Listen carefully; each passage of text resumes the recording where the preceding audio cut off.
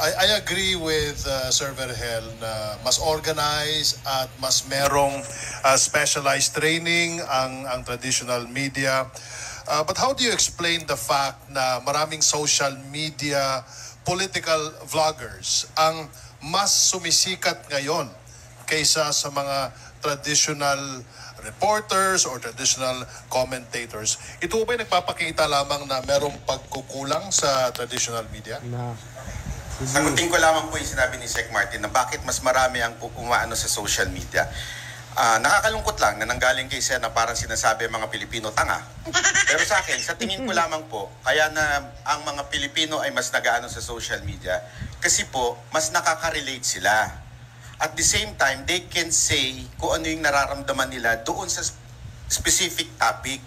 Unlike sa mainstream media, hindi naman sila pakikinggan. Kasi syempre, isang organisado sila, opisina, hindi katulad sa social media, mas personal.